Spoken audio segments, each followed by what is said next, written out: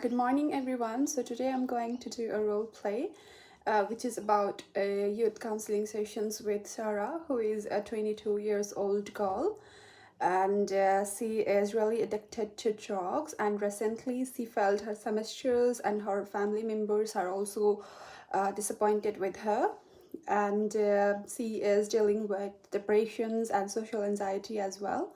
So she came to seek service from the youth service center. So let's get started. Hi, Sarah. Welcome to the service.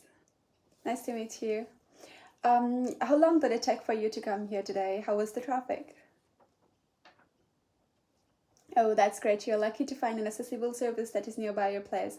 Otherwise, we have some clients who have to travel 1 or 2 hours to get here. Anyway, Sarah, I'm glad that you make an effort to come in today. How did you hear about our service? That's great.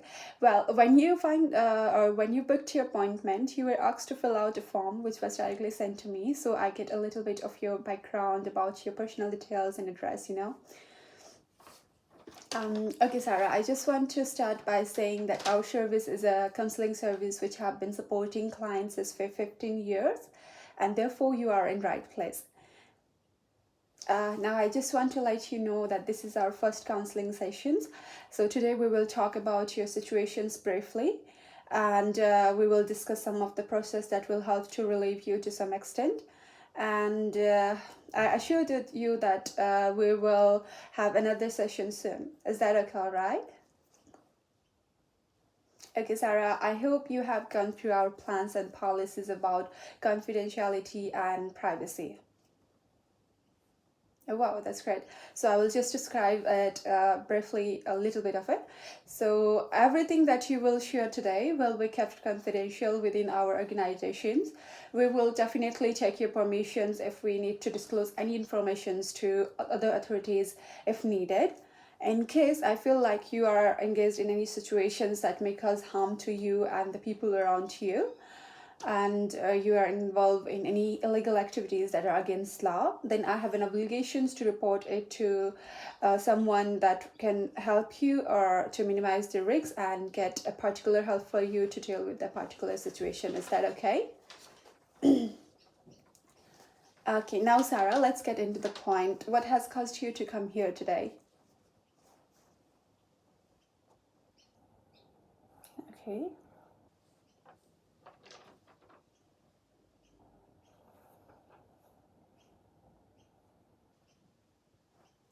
Oh, that's great.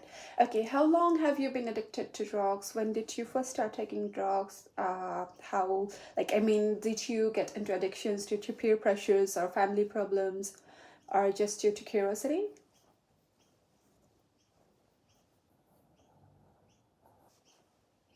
And how did you find out that it's getting worse?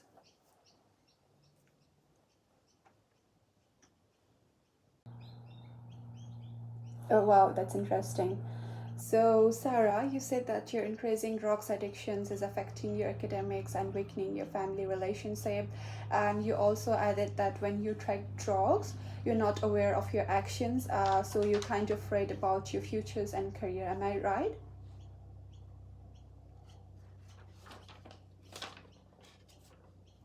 Okay, Sarah, have you ever tried to talk with your families or to someone who is close to you?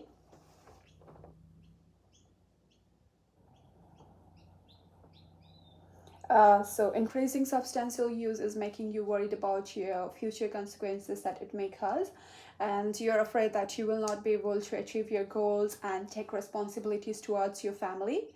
And do you think that drugs addictions is the root cause of your social anxiety and aggressive behavior?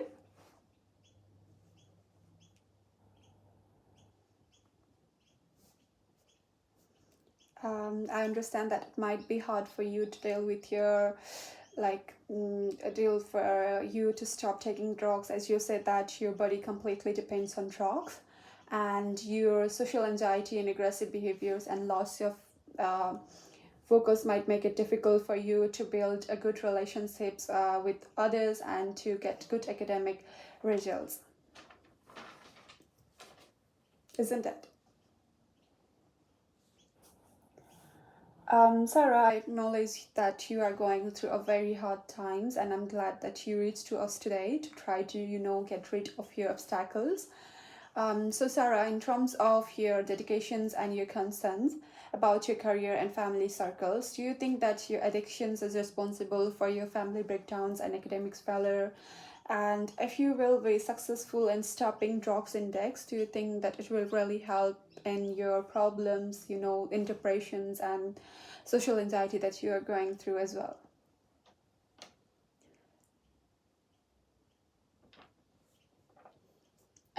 Yeah. As you mentioned before, that you got a really good friend circles who are supporting you and try to help you out. Do you feel lucky to have someone who is there for you in your hard times?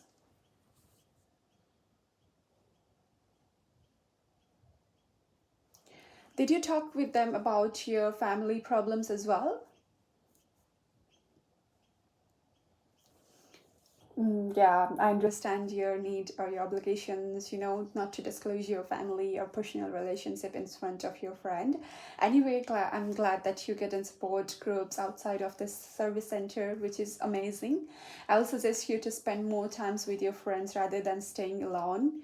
When you will spend more time with your friends, like you will not get time to involve in drugs and things like that that may cause harmful to your brain and your mental problems, and you will be involving in something like really active activities. Did you agree with me with that? Okay, Sarah, just to recap, you mentioned that you started taking drugs when you were in your teenage due to bad peer pressures, and that started to hamper your academic performance. Being a really good student in your class, it potentially start your mental pressure. Lately, your addictions have increased, which is weakening your family relationship as well, and also you have been diagnosed with depressions and social anxiety, and these issues are making you worried about your futures, and you're happy to make effort to stop your addictions. Is that correct? Do you think that if you involve in yoga or any support sessions, or you involve yourself in sports club, it might be helpful for you? That's amazing. I'm really proud of you that you are making effort. I think this is really needed to move forward, which is positive.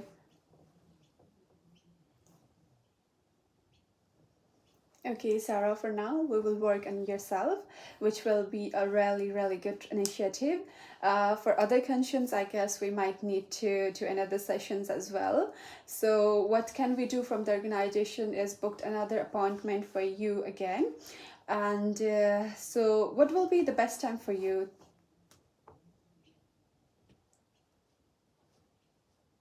Oh, that's great. So what we will do is to organize another session next week at afternoon on Friday. But in meantime, I guess we probably need to put you in self-esteem building sessions, and you might engage yourself in support club or something you are interested in. What will be really, really good. As a result, you will be able to track your progress and focus on the other concerns as well. Do you agree with that? Okay, Sarah, if you feel like the service is a little bit too much for you, maybe you might wish to engage yourself most of the time with your friends and sharing your thoughts and involved in your like some activities together. I really, really encourage you to stick on the support that is giving you positivity. What do you think about that?